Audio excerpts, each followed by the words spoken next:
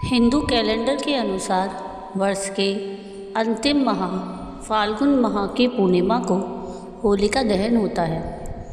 पिछले वीडियो में मैंने आपको होली की कई कथाएं एक साथ सुनाई थी, जिनमें कि होलिका और भक्त प्रहलाद की कथा को ही मान्यता है, क्योंकि इसी की घटना की याद में होलिका दहन करके दूसरे दिन भक्त प्रहलाद के बचने की खुशी में धुलेंडी का त्यौहार मनाया जाता है।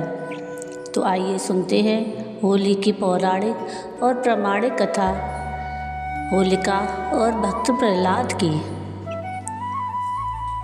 आपको ये कथा अगर पसंद आए तो प्लीज़ इसको लाइक शेयर ज़रूर कीजिएगा और प्लीज़ मेरे चैनल को सब्सक्राइब कीजिएगा और कमेंट में राधे राधे ज़रूर लिखिएगा। तो होलिका और भक्त प्रहलाद की कथा, जिसमें हिरण्यकश्यप की कथा है, इस प्रकार है। ऋषि कश्यप और दिति के दो बलशाली पुत्र हिरण्याक्ष और हिरण्यकश्यप थे और दो पुत्रियां सिंगिका और होलिका थीं।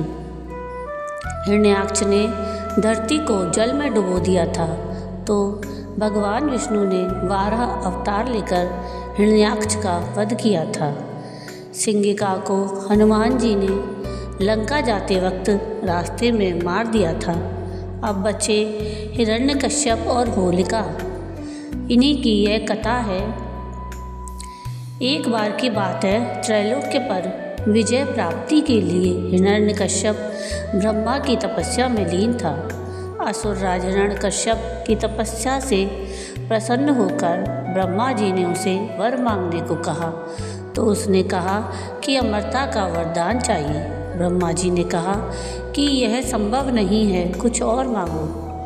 तो उसने कहा कि आपके बनाए किसी प्राणी, मनुष्य, पशु, देवता, दैत्य, नाग आदि किसी से मेरी मृत्यु न हो। मैं समस्त प्राणियों पर राज्य करूं। मुझे ना कोई दिन में मार सके, न रात में, न घर के अंदर मार सके, न घर के बाहर, ना भी कोई शस्त्र के प्रहार से मरूं, न अस्त्र के प्रहार से मरूं, न भूमि पर, न आकाश में, न पाताल में, न स्वर्ग में मरूं। ऐसा वरदान मुझे दीजिए।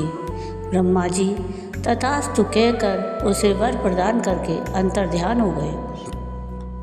हिरण्यकश्यप जब तपस्या में लीन था, तब उसी दौरान देवों ने असुरों पर आक्रमण कर उन्हें परास्त कर दिया था और देवराज इंद्र हिरण्यकश्यप की गर्भणी पत्नी कयाधु को बंदी बनाकर ले गए थे। परंतु बीच रास्ते में ही उनकी मुलाकात देवर्षि नारद से हुई। नारद जी ने इंद्र को उपदेश दिया कि आप ये पाप कर रहे हैं। उपदेश सुनकर इंद्र हिरण्यकश्यप की पत्नी कयाधु को महर्षि के आश्रम में छोड़कर स्वयं देवलोक चले गए। गर्भवती कयाधु को नारद ने विष्णु भक्ति और भागवत तत्व से अवगत कराया। यह ज्ञान गर्भ में पल रहे उनके पुत्र प्रहलाद ने भी प्राप्त किया। इधर हिरण्यकश्यप जब लौटा तो इस वरदान ने उसके भीतर अजर अमर होने का भाव उत्पन्न कर दिया, जिसके चलते उसने धरती पर अत्याचार शुरू कर दिया। उसने देवों को अपना दास बनाया, ऋषि मुनियों और भागवत भक्तों को तंग करने लगा, यज्ञों को नष्ट भ्रष्ट करने लगा। उसने आदेश दिया कि उसके राज्य में किसी भी देवता की पूजा नहीं होगी। उसने कहा कि हिरण्याय नमः के अतिरिक्त अन्य किसी भी मंत्र का उच्चारण नहीं किया जाएगा। पूरे राज्य में स्वयं उसी की पूजा की जाए, अन्य किसी की नहीं। जो ऐसा नहीं करेगा उसे मार दिया जाएगा। उचित समय पर बाद में प्रहलाद का जन्म हुआ तो राज्य में खुशियाँ मनाई गईं। हिरण्यकश्यप के 4 पुत्र थे, अनुहल्लाद, हल्लाद, भक्त प्रहलाद और संहल्लाद। प्रहलाद का उपनयन संस्कार करके उसे गुरुकुल भेजा गया। कुछ समय बाद हिरण्यकश्यप को यह जानने की उत्सुकता हुई कि गुरुकुल में मेरे पुत्र क्या सीख रहे हैं। उसने प्रहलाद को बुलाकर पूछा कि तुमने गुरुकुल में क्या सीखा। तो प्रहलाद ने कहा कि भगवान विष्णु की नवविध भक्ति सीखी। अपने पुत्र के मुख अपने शत्रु विष्णु का नाम सुनकर हिरण्यकश्यप क्रोधित हो गया। कई बार समझाने पर भी प्रहलाद ने विष्णु जी की पूजा पाठ बंद नहीं की, तो इससे क्रोधित होकर हिरण्यकश्यप ने अपने गुरु को बुलाकर कहा कि कुछ ऐसा करो कि यह विष्णु का नाम रटना बंद कर दे। गुरु ने बहुत कोशिश की, किंतु वे असफल रहे। तब असुरराज ने अपने पुत्र की हत्या का आदेश दे दिया। सैनिकों द्वारा उसे विष दिया गया, उस पर तलवार से प्रहार किया गया, बिस्तरों के सामने छोड़ा गया, हाथियों के पैरों तले कुचलवाना चाहा, पर्वत से नीचे फेंकवाया, लेकिन श्री हरि विष्णु की कृपा से प्रहलाद का बाल भी बाका नहीं हुआ। फाल्गुन शुक्ल सप्तमी को प्रहलाद को बंदी बनाकर पूरे 8 दिन तक त्रास दिया गया, जो होलाष्टक के रूप में मनाया जाता है। इस तरह प्रहलाद को हर तरह से मारने का प्रयास किया गया। हिरण्यकश्यप को चिंता होने लगी कि अगर यह नहीं मरा तो लोग विष्णु की ही भक्ति करने लगेंगे।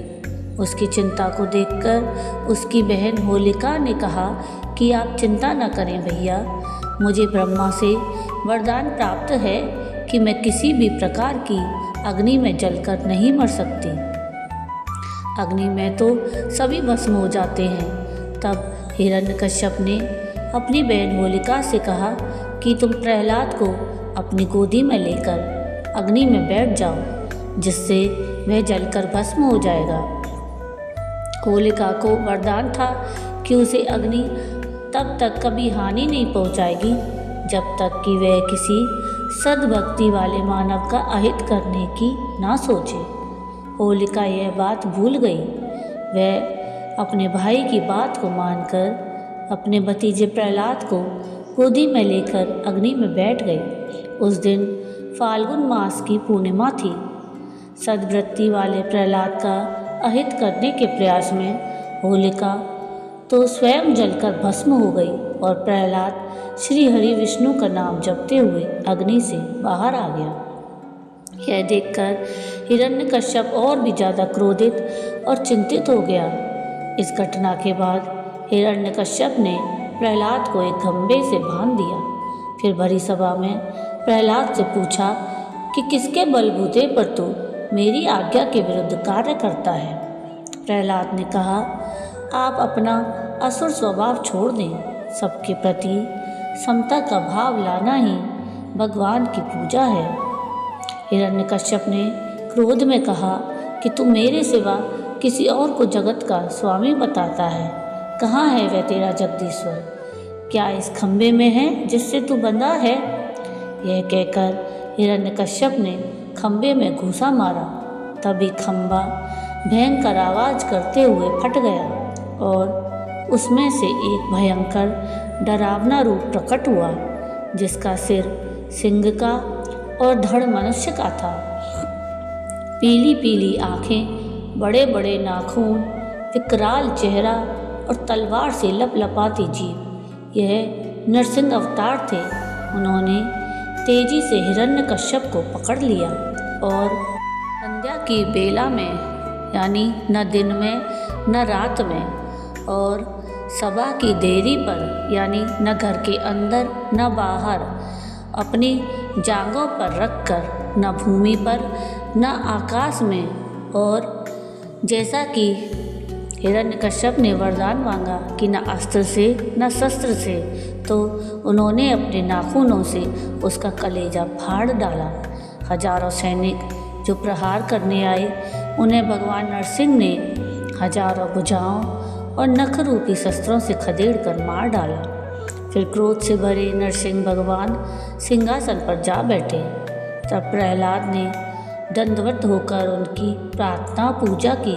प्रहलाद का राज तिलक करने के बाद नरसिंह भगवान चले गए।